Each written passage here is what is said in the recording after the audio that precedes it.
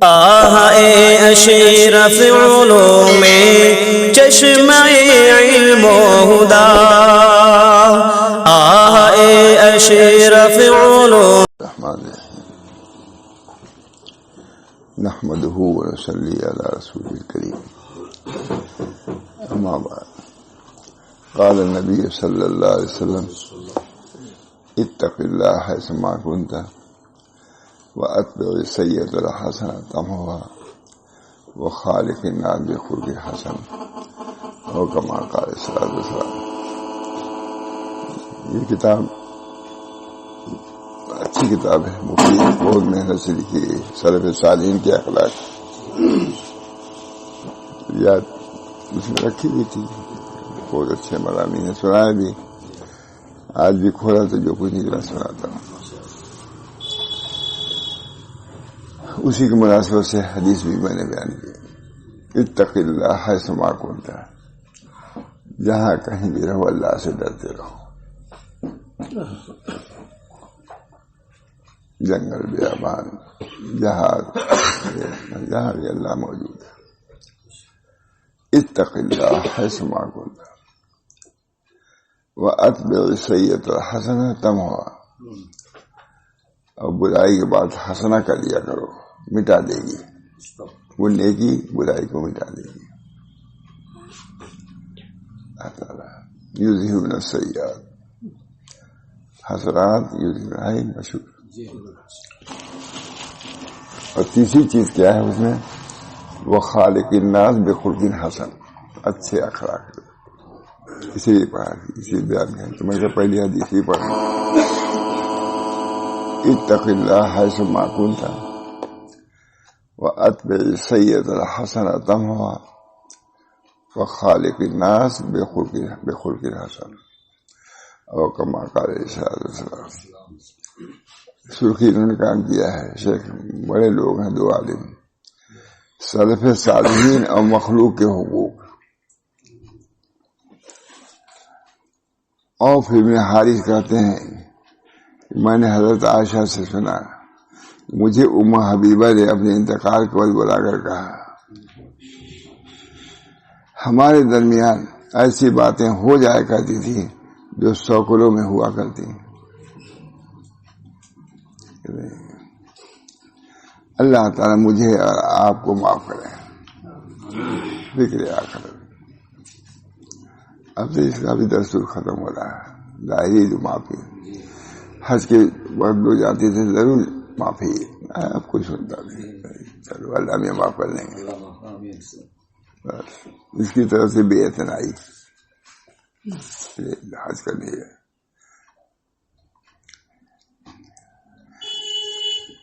فرمایا.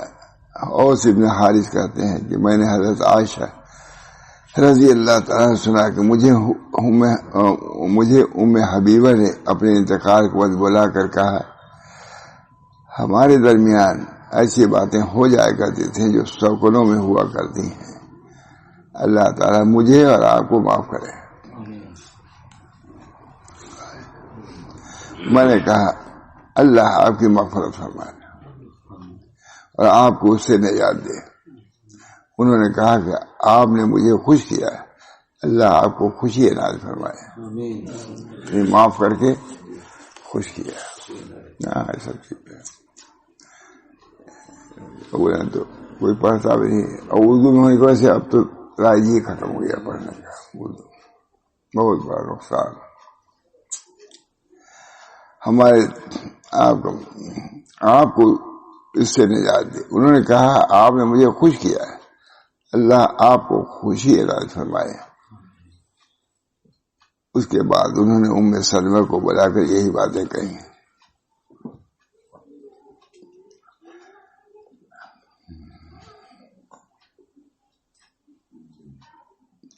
اچھا، وہ ام حبیبہ تھی، یہ دوسری.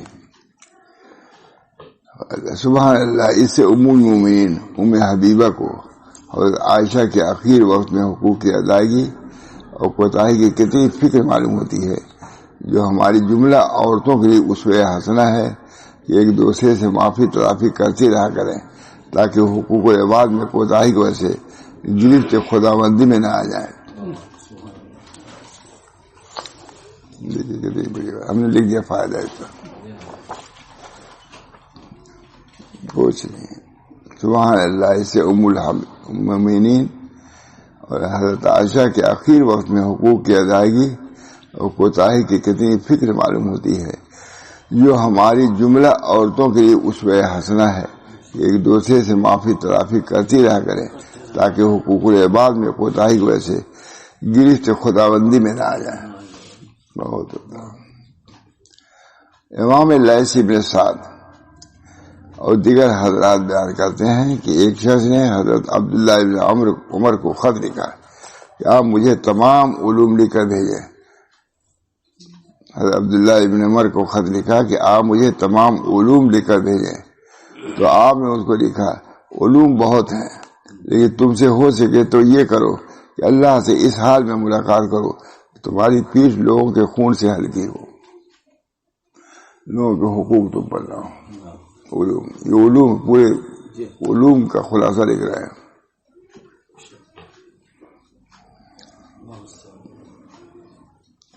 آپ نے ان کو لکھا کہ علوم بہت ہے، یہ تم سے ہو سکے تو یہ کرو کہ اللہ سے اس حال میں ملاقات کرو کہ تمہاری پیٹھ لوگوں کے خون سے ہلکی ہو، لوگوں کے مال سے پیٹ خالی ہو،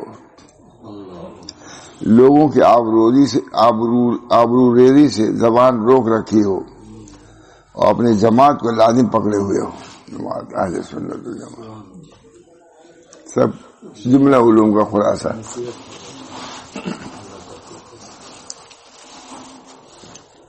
تم سے ہو سکے تو یہ کرو کہ اللہ سے اس حال میں ملاقات کرو کہ تمہاری پیٹھ لوگوں کے خون سے ہلکی ہو، لوگوں کے مال سے پیٹ خالی ہو، لوگوں کی آبرو ریزی سے زبان روک رکھی ہو، اور اپنی جماعت کو لازم پکڑے رہو.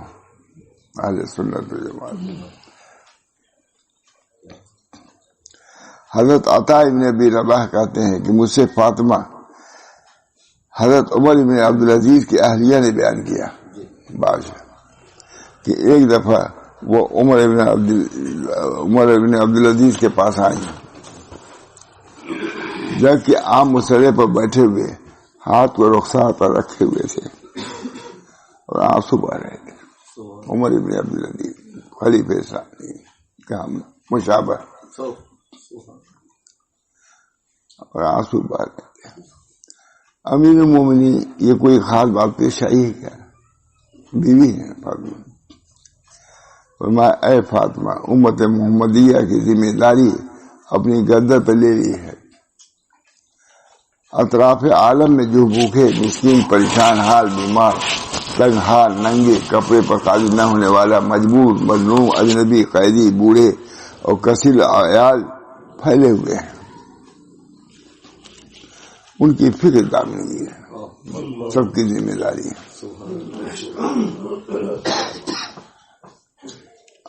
اطراف عالم میں جو بھوکے، مسکین، پریشان حال، بیمار، تنگ حال، ننگے کپڑے پر قادر ہونے والا، نہ قادر ہونے والا، مجبور، مظلوم، اجنبی، قیدی، بوڑھے، کثیر عیال پھیلے ہوئے ہیں، ان کی فکر دامنگی ہے. مجھے یقین ہے کہ میرا رب ان سب کے بارے میں عنقریب دریافت کرے گا اور میرے فریق محمد صلی اللہ علیہ وسلم پوچھ پر ہوں گے.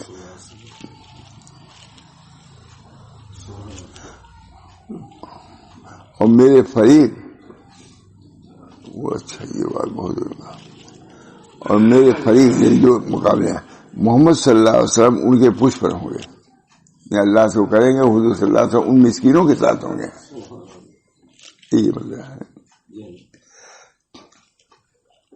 مجھے ڈر ہے کہ حساب کے وقت میری دلیل و حجت ثابت نہ ہو سکے گی، تو میں اپنے پر ترس کھا کر رو رہا ہوں. ذمہ داری. موسیٰ ابن عقبہ سے منقول ہے کہ جب ایاز ابن غنم حاکم بنے تو ان کے گھر والوں میں سے 6 افراد ان کے پاس عطیہ لینے کے لیے آئے. انہوں نے ان کی بڑی آؤ بھگت کی، بڑا اعزاز و اکرام کیا. ان لوگوں نے چند دن قیام کرنے کے بعد عطیہ کے سلسلے میں گفتگو کی. اور انہوں نے عطیہ کو امید پر اپنی پریشانیوں کا ذکر کیا تو انہوں نے ان میں سے ہر ایک کو 10 دینار دیے. وہ کل 5 افراد تھے. 10 دینار. اس رقم کو معمولی سمجھ کر سب نے واپس کر دیا اور ان کو برا بھلا کہا. انہوں نے کہا اے چچا کی اولاد، بخدا مجھے تمہاری رشتہ داری، تمہارے حقوق، تمہارے طویل سفر کی مسافت کا انکار نہیں ہے، لیکن جو بھی رقم تمہاری خدمت میں پیش کی گئی ہے وہ میں نے اپنے خادم اور اپنی کچھ ضروری چیزیں فروخت کر کے حاصل کی، لہذا تم مجھے معذور سمجھو. مگر انہوں نے کہا اللہ آپ کا عذر قبول نہ کرے. برابر آپ تو نصف شام کے حاکم ہیں، نصف شام کا، اور ہر ایک کو صرف اتنے ہی دے رہے ہیں کہ بمشکل اس کو اپنے اہل خانہ سے پہنچا سکے. ہوگا کیا؟ ہم تو اپنے گھر بھی نہیں پہنچ سکتے. عیاض نے کہا کہ اس کا مطلب یہ ہے کہ تم مجھے حکم دے رہے ہو کہ میں اللہ کے مال میں چوری کروں. بخدا میرے جسم کا آرا سے چیر دیا جانا میرے نزدیک زیادہ محبوب ہے سرکاری خزانے میں 1 پیسے کی خیانت کرنے سے. یہ کہاں یہ زمانہ کہاں.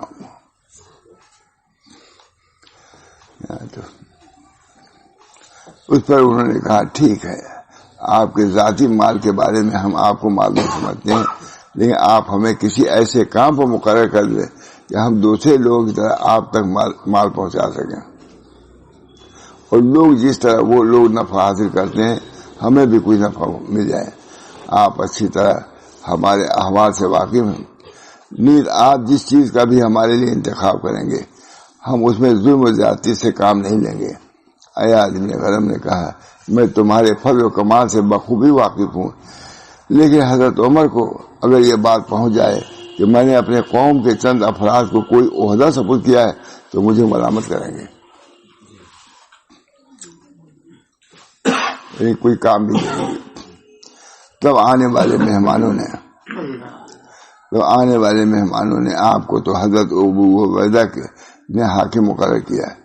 آنے میں کہا آپ کو تو حضرت عبیدہ نے حاکم، آپ ان کے رشتے دار بھی ہیں. حضرت عمر نے اسے مان بھی لیا، لہذا حضرت عمر کی آپ امید ختم کر لیے. اگر آپ ہمیں حاکم مقرر کر دیں گے تو اسے بھی وہ مان لیں گے. اس پر انہوں نے فرمایا عمر کے نزدیک میرا وہ مقام نہیں ہے جو حضرت ابو عبیدہ کا ہے، چاہے وہ لوگ آپ کو ملامت کرتے ہوئے واپس چلے گا. اسی باتیں سلیمان تیمی کہتے ہیں کہ حضرت احنف نے کہا کہ میرے اندر 3 چیزیں ایسی ہیں کہ میں اس کو صرف عبرت پکڑنے والے کے سامنے ذکر کرتا ہوں. میں بادشاہ کے دربار میں اس وقت نہیں جاتا جب تک بلائے نہ جاؤں. 2 شخصوں کے درمیان دخل نہیں دیتا یہاں تک کہ وہ مجھے اپنے درمیان دخل دینے کے لیے کہیں. تجربے کے بعد آنا بہت زبردست ادیب ہیں وہ. میں بادشاہ کے دربار میں اس وقت نہیں جاتا جب تک بلایا نہ جائے. 2 شخصوں کے درمیان دخل نہیں دیتا یہاں تک کہ وہ مجھے اپنے درمیان دخل دینے کے لیے کہیں، اور کسی کے جانے کے بعد اس کا ذکر خیر کے ساتھ ہی کرتا ہوں. جانے کے بعد یہ نہیں کہ ایسا آیا تھا چلا گیا، یہ بہت ہوتا ہے. تو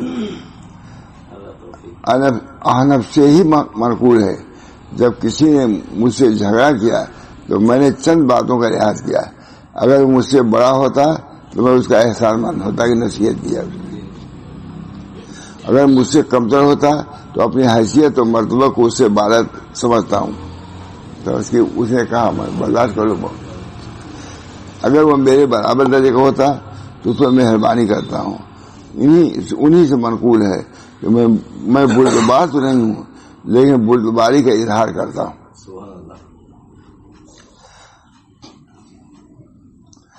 ہشام بن عقبہ کہتے ہیں کہ احنف بن قیس کے پاس حاضر ہوا.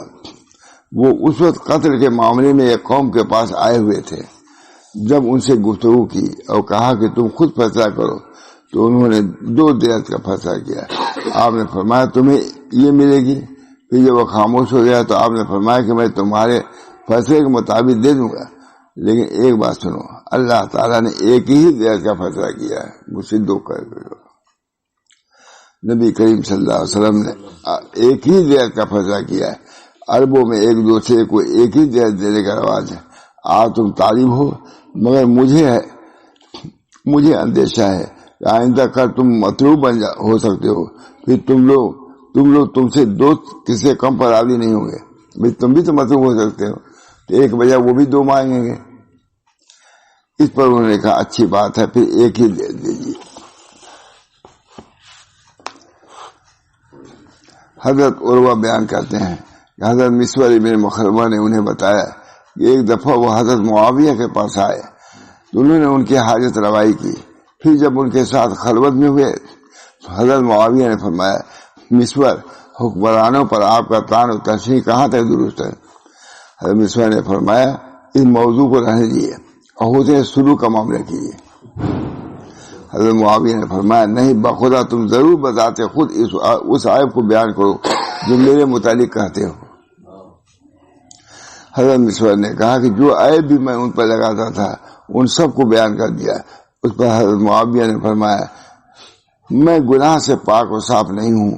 اے مسور، عام لوگوں کے معاملات میں جو اصلاح ہم کرتے ہیں کیا انہیں بھی آپ شمار کرتے ہیں کہ ایک نیکی کا بدلہ 10 کے برابر دیا جائے گا، یا صرف غلطیوں کو شمار کرتے ہیں؟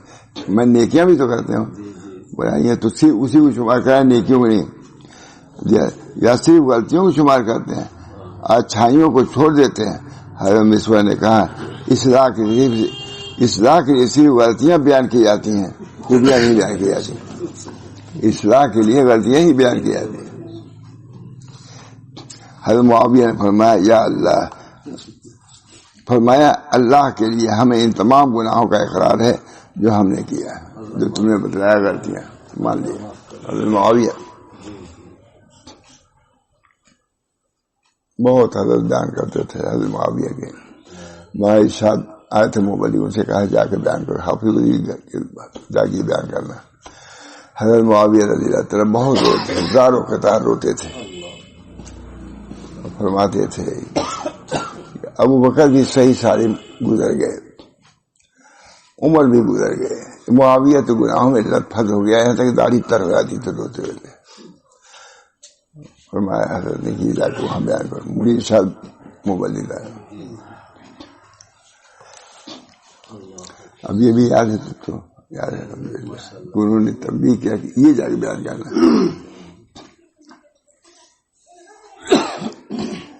معاویہ نے فرمایا اللہ کے لیے ہمیں ان تمام گناہوں کا اقرار ہے جو ہم نے کیا. اے مسور، کیا آپ کے کچھ ایسے خاص گناہ ہیں کہ اگر ان کی معافی نہ ہوتی تو آپ کو خوف ہے تو آپ کو ہلاک کر دیں گے؟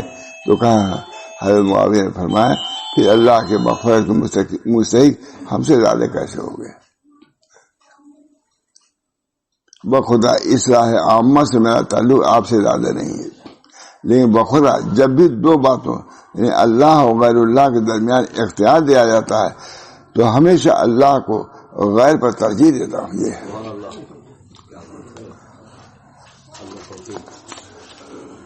اور میں اس دین پر ہوں جس میں نیکیوں کا بدلہ ملتا ہے.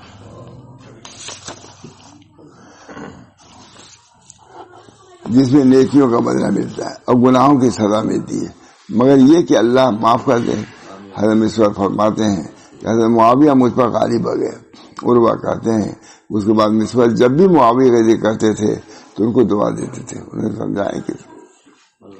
حضرت میمون مہران کہتے ہیں کہ میں نے حضرت عبداللہ ابن عباس سے یہ فرماتے ہوئے سنا کہ میرے پاس جب بھی کسی شخص کی طرف سے کوئی ناگوار بات پہنچی ہے تو میں اس کو 3 درجوں میں سے ایک میں رکھتا ہوں. اگر وہ مجھ سے فائق ہے تو میں اس کے مرتبے کا احترام کرتا ہوں. کہہ دیا بڑا آدمی ہے، کہہ دیا. اب یہ چیزیں ذہن میں آ جائیں امت میں تو اختلاف ہی ختم ہو جائے.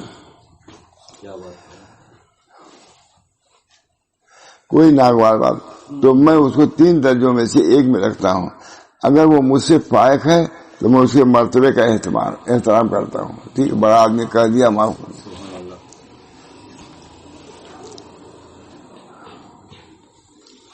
اگر وہ میرے برابر درجے کا ہے تو اس پر مہربانی کرتا ہوں، اگر وہ مجھ سے کم درجے کا ہے تو اس کی طرف توجہ نہیں دیتا ہے، چھوٹا ہے کہہ دیا چلو بس ختم، معاشرہ ٹھیک ہو جائے گی. نہیں بڑا ہے تو بڑا کا احترام کرو بھائی، بڑے نے کہہ دیا. اگر میرے برابر درجے کا ہے تو اس کو مہربانی کرتا ہوں، اس کا ذکر ہی نہیں کرتا. اور اگر مجھ سے کم درجے کا ہے تو اس کی طرف توجہ نہیں دیتا. یہ میری اپنی عادت ہے، اور جو شخص ان باتوں پر عمل نہ کرے تو اللہ کی زمین وسیع ہے، کہیں نہ چلا جائے.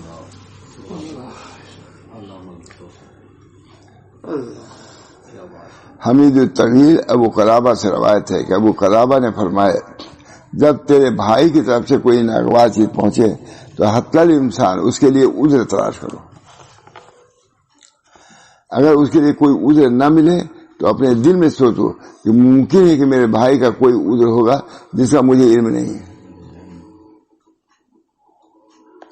حضرت رجاء بن حیوہ سے منقول ہے کہ انہوں نے فرمایا جو شخص بھائی چارگی و اخوت کا معاملہ صرف اسی سے کرے جس کے اندر کوئی عیب نہ ہو تو اس کے دوست کم ہوں گے. انہوں نے فرمایا جو شخص بھائی چارگی و اخوت کا معاملہ صرف اسی سے کرے جس کے اندر کوئی عیب نہ ہو تو اس کے دوست کم ہوں گے. اور جو شخص اپنے دوست کی صرف بے لفظ محبت کی باتوں پر کرے تو اس کی ناراضگی دائمی ہوگی. اور جو شخص اپنے بھائیوں کے ہر غلطی پر اظہار ناراضگی کرے تو اس کے دشمن زیادہ ہوں گے. مطلب معاف کرو، اس کا معاملہ کرو، اخوت. ابو یعقوب مدنی سے منقول ہے یہ حسن ابن علی اور علی ابن حسین دونوں ہیں. حسن ابن علی حضرت اور علی ان کے لڑکے بھی تھے. کہ درمیان کوئی بات ہو گئی، چنانچہ حسن ابن حسن علی ابن حسن کے پاس گئے، چنانچہ حسن ابن حسن علی ابن حسین کے پاس گئے جبکہ آپ اپنے ساتھیوں کے ساتھ مسجد میں تشریف فرماتے ہیں. حسن ابن حسن نے اچھی بری تمام باتیں کہہ ڈالی. اس وقت علی بالکل خاموش تھے، بھائی تھے. پھر حسن واپس آ گئے. جب رات ہوئی تو علی ان کے مکان پر تشریف لے گئے. دروازے پر دستک کی.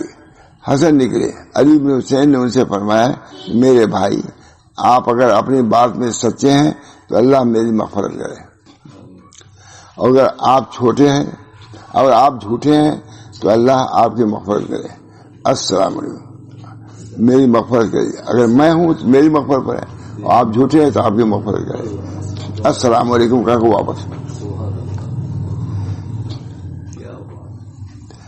حسن ابن حسن نے آپ کا پیچھا کیا اور آپ کو پیچھے کی جانب سے لپٹ کر رونے لگے حتیٰ کہ آپ کو ترس آ گیا.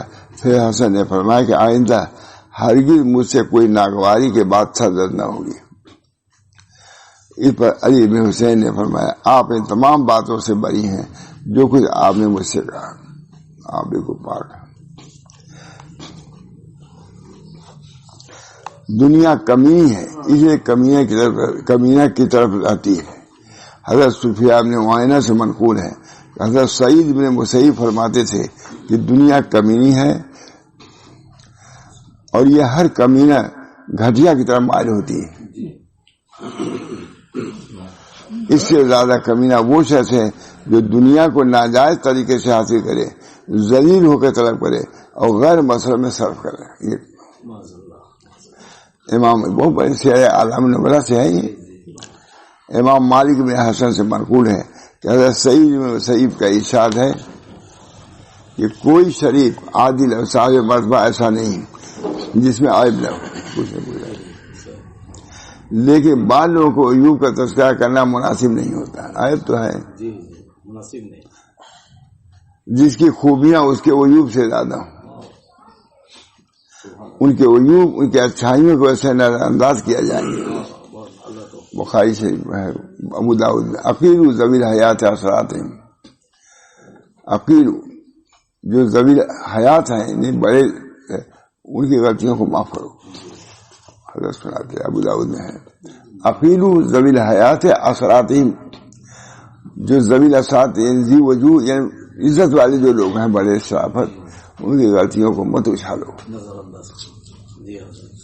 عقیل ذوی الحیات اثرات. اگر وہ معطوب ہو جائیں گے تو پھر اسلام سے یہ جو وقار ہے وہ ختم ہو جائے گا. حضرت عثمان کو کچھ نہ کہو لکھا ہے، کیونکہ اگر عثمان مطعون ہوتے ہیں تو قرآن بھی مطعون ہو جائے گا، دین ہی اٹھ جائے گا. اس نیت سے عثمان کو کچھ نہ کہو. اگر عثمان مطعون تو قرآن مطعون، اور قرآن مطعون دین ہی ختم تانا. اس وجہ سے اپنے بڑوں کی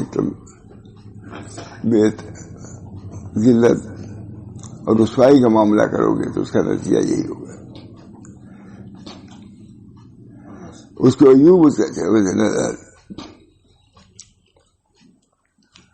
جس کی خوبیاں اس کے عیوب سے زیادہ ہوں، اس کے عیوب اس کی اچھائیوں کی وجہ سے نظر انداز کیے جائیں گے.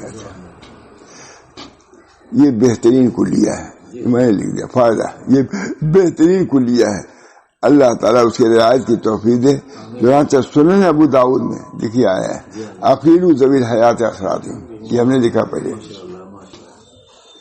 بدر مجہود فی حل ابی داؤد، بدر مجہود سے لکھا نقل کیا. ڈھونڈا ہم نے کہاں ہے، ہاں ابو داؤد میں، ہاں ڈھونڈا تب لکھا میں نے بدر مجہود فی حل ابی داؤد تعریف، یعنی ذی وجاہت لوگوں کی لغزشوں کو معاف کرو. ذی وجاہت ہے، اگر کوئی لغزش ہو گئی معاف کرو، اس کو اچھالو نہیں. اب تو یہی ہے، ان کو تو ضرور اچھالتے ہیں. اللہ سمجھ دے. کوئی بات تھی حضرت یہاں تو کہا دیکھو یہ بات ہوئی ہے، ابھی رسالے میں چھپ جائے گی. پر کہا کہ افسوس پر کہ ابھی تو زبان تک ہے، اسی وجہ سے نہیں دیں گے لوگ، رسالے میں چھپ بھی دیں گے. بہت ناگوار تھا کہ یہ ذلت گوارا نہیں. امام ذہبی نے قتادہ ابن دعامہ زوسی کے حالات میں لکھا ہے کہ ان کی روایت بالاجماع قابل حجت ہے، جبکہ وہ سماع کی وضاحت کر دیں، کیونکہ وہ معروف مدلس ہیں اور وہ قضیہ کی راہ رکھتے تھے. ہم اللہ سے معافی خواہگار ہیں. اس کے باوجود کسی نے ان کی صداقت، عدالت، قوت یادداشت کے بابت توقف نہیں کیا. سب نے مانا نہیں تھی. ہو سکتا ہے کہ اللہ تعالیٰ اس طرح کی باتیں ایسے شخص سے معاف کر دیں جو اللہ تعالیٰ کی تعظیم اور تقدیس سے متعلق ہوں کہ اللہ بہترین فیصل منصف اپنے بندوں کو خوب دیکھنے والا ہے. وہ جو چاہے کرے اس پہ اعتراض نہیں ہو سکتا. پھر اکابر علماء جب اس کی درستگی زیادہ ہو، پھر اکابر علماء جبکہ ان کی درستگی زیادہ ہو، حق کی تلاش و جستجو میں صحیح کرتے ہوں، علم وسیع ہو، ذہانت ظاہر ہو، نیکی پرہیزگاری اعتبار سنت میں معروف ہو، تو ان کی لغو سے درگزر کی جائے گی. سبحان اللہ. بہت عمدہ بات. نیکی پرہیزگاری اعتبار سنت میں معروف ہو تو ان کی لغزشیں درگزر کی جائیں گی. عقیل ضمیر حیات حدیث. ہم ان کو گمراہ نہیں کر سکتے، ان سے ترک تعلق کریں گے، نہ ان کو بھلائیں گے، نہ ان کا ترک تعلق کریں گے، نہ ان کو بھلائیں گے. البتہ ہم ان کی بدعت اور غلط باتوں میں اقتدا نہیں کریں گے اور ان سے توبہ کو امید رکھیں گے. اقتدا نہیں کریں گے تو ہو سکتا ہے کہ توبہ کریں، اس کو اچھالو نہیں. ابھی تو بہت بڑی بات ہے. امام علی ابن مدینی سے منقول ہے کہ میں نے سفیان سے یہ کہتے ہوئے سنا، کہا ابن عیاش منطوف محدث مشہور، یہ معنی کیا ہے، محدث عمر ابن زر کو برا بھلا کہتے تھے. ایک دن عمر سے ان کی ملاقات ہوئی. عمر نے کہا ہمیں برا بھلا کہنے میں حد سے تجاوز مت کرو اور مساعدت کے لیے کوئی راستہ رکھو. ہم اس شخص کو جو ہمارے سلسلے میں اللہ کی نافرمانی کرے اس کے بارے میں اللہ کی اطاعت کرتے ہیں اور دور کے دور. تم کہتے ہو کہو، لیکن ہم تمہارے ساتھ نیکی کے معاملے. عبداللہ بن عثمان حضرت عبداللہ بن مبارک سے نقل کرتے ہیں کہ آپ نے فرمایا جب کسی خوبیاں اس کو عیوب پر غالب ہوں تو عیوب کا تذکرہ نہیں کیا جائے گا، اور جب عیوب خوبیوں پر غالب ہوں تو خوبیوں کا تذکرہ نہیں کیا جائے گا. خوبیوں میں کرو. یونس سے سسفی کہتے ہیں کہ میں نے امام شافعی سے زیادہ سمجھدار کسی کو نہیں دیکھا. میں نے ایک دن ایک مسئلے کے سلسلے میں ان سے بحث کی، پھر ہم میں جدائی ہو گئی. ایک دن ان سے ملاقات ہوئی، دونوں نے میرا ہاتھ پکڑ کے کہا کہ اے موسیٰ، کیا مناسب نہیں، کیا یہ مناسب نہیں کہ ہم بھائی بن کے رہیں؟ اگرچہ ہمارا ایک مسئلے میں تمہارا اتفاق، اگرچہ ہمارا ایک مسئلہ ہمارا میں بھی اتفاق نہ ہو، وہ تو ایک مسئلہ نہیں، کسی مسئلے میں اختلاف اتفاق نہ ہو، لیکن بھائی بن کے رہو.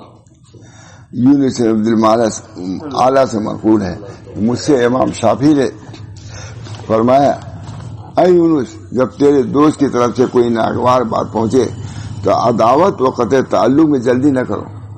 اب کیا تھوڑی سی بات میں کیا، جب تیرے دوست کی طرف سے کوئی ناگوار بات پہنچے تو عداوت و قطع تعلق میں جلدی نہ کرو، ورنہ تو ان لوگوں میں سے ہو جاؤ گے جو اپنے یقین کو شک سے ظاہر کر دیتے ہیں. یقین دوست ہے، اب کسی نے کوئی بات کی تو شک ہو گیا، تو شک پر عمل نہ کرو، جو یقین تمہارا اسی پر رہنے دو. بہت منطقی بات ہے.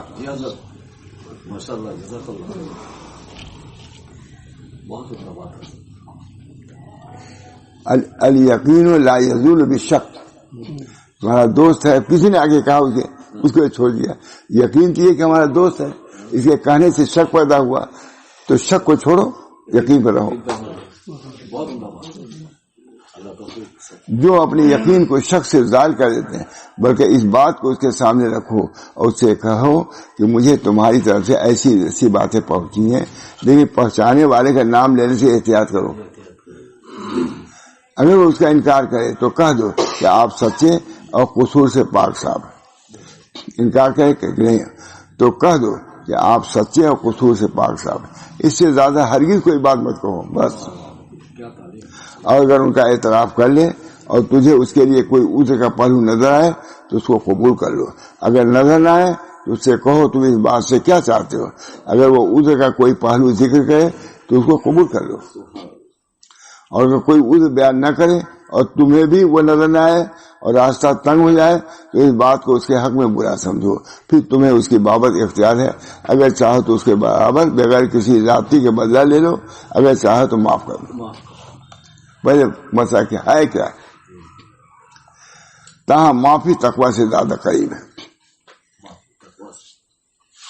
اور اعلیٰ درجے کی مہربانی ہے. معافی تقویٰ سے اعلیٰ مہربانی. اللہ تعالیٰ کی اشاعت کی بنا پر وہ جزا سیئۃ سیئہ مثلھا، بس جتنی سیئہ اتنی ہی جزا، اس سے زیادہ نہ لو.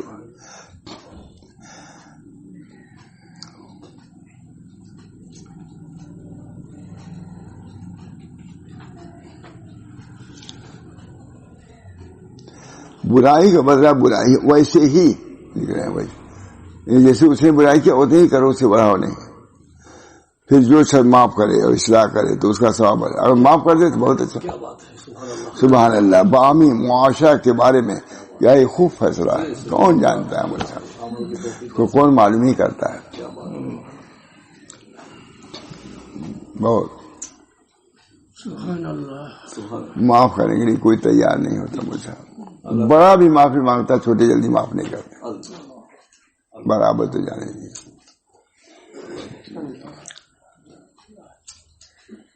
میں نے اس پہ لکھا اللہ معاف کرے اور اللہ قبول فرمائے. ان باتوں پر جو ہم نے لکھا ہے بہت محنت کیا. مجھے یہ بنارس والے کا کتنے لوگ مل کر کے اس کو لکھے مولانا اس کتاب کو، تب بھی کئی کہ اردو میں بہت مشکل کتاب ہے. سیر والا میں نے بولا سب لوگ آج ہی آتے ہیں ادیب. ہم نے کہا چھپائیں گے ہم ضرور اس کو، ہم لوگ کے علاقے اسی میں ہے. اللہ تعالیٰ کو جزائے خیر عطا فرمائے. سبحان اللہ. باہمی معاشرے کے بارے میں کیا ہی خوب فیصلہ ہے جو ہم سب کے لیے بہترین طریقہ کار ہے. واللہ الموفق. اگر تیرے دل میں انتقام کا جذبہ بھڑکے تو اس کے گزشتہ احسانات کے متعلق سوچو اور ان کو شمار کرو اور اس برائی کے عوض اس پر احسان کرنے میں جلدی کرو. بہت اچھائیاں کیا ہم نے، ابھی ایک غلطی ہو گئی بس کرو، تو معاف کرو. اس برائی کو ایسے اس کے گزرتے احسان کو مت بھولو. ایک برائی ہو جاتا ہے، یہ تو بے عینی ظلم ہے. اے یونس جب تمہارا کوئی دوست ہو تو اس سے اپنے کو تقویت پہنچاؤ، اس لیے کہ دوست بنانا مشکل ہے اور اس کی جدائی آسان ہے. دوست بن گیا ہے تو جدائی کیونکہ تھوڑی سی بات میں ختم ہو جائے گا، ایسی بات نہ ہونے دے جس سے جدائی ہو. امام ذہبی نے حاکم اندلس ناصر الدین اللہ کی سوانے میں لکھا ہے کہ میں ان کی سوانح حیات ان کے دادا کے ساتھ لکھ چکا ہوں. اب اس میں کچھ زائد باتیں اور فائدے شامل کر رہا ہوں. جب کوئی سردار جہاد میں عالی ہمت ہو تو اس کو عیوب کو برداشت کر لیا جائے گا. بہادر ہے. جب کوئی سردار جہاد میں عالی ہمت ہو تو اس کو عیوب کو برداشت کر لیا جائے گا اور اس کا حساب اللہ کے ذمہ ہے. لیکن جب وہ جہاد کے روح ختم کر دے، بندوں پر ظلم کرے، خزانہ برباد کر دے تو تیرا پروردگار کے ہاتھ میں ہے، تم کو پیچھے رہنے کی ضرورت نہیں، اللہ سمجھ لے گا. علی ابن حسین نے یحییٰ ابن معین سے یہ کہتے ہوئے سنا کہ ہم ایسے لوگوں پر تنقید کرتے ہیں جو شاید 200 سال سے زیادہ عرصہ پہلے جنت میں پہنچ چکے ہیں. وہ تو اللہ کے جنت میں ہیں اور آپ ان کی مذمت کر رہے ہیں. علی ابن حسین ابن جنید نے یحییٰ ابن معین سے یہ کہتے سنا کہ ہم ایسے لوگوں پر تنقید ہیں جو شاید 200 سال سے زائد عرصہ پہلے جنت میں مقیم ہو چکے ہیں. ایک جنتی آدمی کی برائی تم یہاں کر رہے ہو. اس ارشاد میں ہم موجودہ لوگوں کو گزشتہ نیک لوگوں کی مذمت اور قباحت کے بیان سے منع فرما رہے ہیں. میں نے لکھا ہے آج انہوں نے کیا کیا، یہ بھی عام طور سے بعض لوگ کہتے ہیں امام بخاری نے کیا کیا، یہاں تک امام ذہبی فرماتے ہیں کہ امام یحییٰ بن معین نے جو 200 سال کا تذکرہ کیا ہے تو ہو سکتا ہے کہ وہ 100 سال ہو، کیونکہ ان کے زمانے میں اتنا عرصہ نہیں ہوا تھا. اب اس وقت 100 ہی تھا. ابن مہروے کہتے ہیں میں عبد الرحمن بن حاتم کے پاس آیا، جب لوگوں کو کتاب الجرح و تعدیل پڑھا رہے تھے میں نے ان سے یحییٰ بن معین کی بات سنا دی تو وہ رو پڑے، دونوں ہاتھ لرزہ بدنام ہو گئے، حتیٰ کہ کتاب ہاتھ سے گر گئی، رونے لگے اور مجھ سے قصہ دہرانے کے لیے کہتے تھے صاحب، یہ کوئی ان پر اعتراض کیا تھا. امام ذہبی فرماتے ہیں کہ انجام کے خوف سے اس کی حالت ہوئی، ورنہ نیک ناقد کا ضعفا کے سلسلے میں کلام اللہ کے دین کی خیرخواہی اور سنت کی حفاظت کے لیے، یعنی وہ جو رونے لگے تو وہ تو صحیح بات، تنقیدی بات راوی کے بارے میں کر رہے تھے، وہ ٹھیک تھا، لیکن امام ذہبی فرماتے ہیں کہ انجام کے خوف سے ان کی حالت ہوگی. معلوم اس کا بھی انجام بنا کہ مجھے اس کی وجہ سے، ورنہ نیک ناقد کا ضعفا کے سلسلے میں کلام اللہ کے دین کی خیرخواہی اور سنت کی حفاظت کے لیے تھا، اس نیت تھی، لیکن اس کے باوجود ڈر گئے. امام ذہبی محمد بن یحییٰ عثمانی شافعی کی سوانح حال میں لکھتے ہیں کہ غالی معتزلہ، غالی شیعہ، غالی حنابلہ، غالی اشاعرہ، غالی مرجئہ، غالی جہمیہ اور غالی کرامیہ سے دنیا بھر گئی اور ان کی تعداد میں اضافہ گیا. ان میں ذہین عبادت گزار علماء ہیں، ان دونوں میں علماء. ہم اللہ سے اہل توحید کے عفو و مغفرت کا سوال کرتے ہیں. ہم خواہشات اور بدعت کو چھوڑ کر اللہ کی طرف رجوع ہوتے ہیں اور سنت اہل سنت سے ہم محبت کرتے ہیں. اپنا طریقہ یہی رکھو. عالم سے ہم محبت رکھتے ہیں اتباع اور اچھی صفات کی وجہ سے جو اس میں موجود ہیں. عالم ہے، صفات ہیں، بے جا تنقید نہ کرو. نیز عالم سے ہم محبت رکھتے ہیں اتباع اور اچھی صفات کی وجہ سے جو اس میں موجود ہیں. البتہ اس بدعت کو پسند نہیں کرتے جو اسے کسی تعبیر کی وجہ سے اختیار کی ہو. اعتبار تو خوبیوں کی کثرت کا ہے، نہ کہ اس میں خوبیوں کو لے کر کے ہم اس کی تعریف بھی کرتے ہیں، اس کو اچھا بھی سمجھتے ہیں. اللہ ہم سب لوگوں کے اس اخلاق کو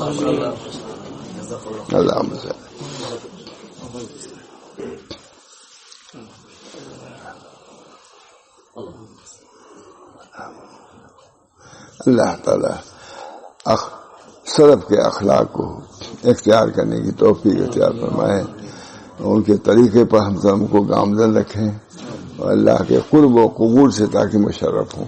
اللہ ہر قسم کی گمراہیاں کوتاہیاں جو ہم سب سے ہوتی رہتی ہیں اللہ تعالیٰ اس کو معاف فرمائے اور اس کو خوبیوں سے بدل دے. ربنا تقبل منا انک انت السمیع العلیم برحمتک یا ارحم الراحمین.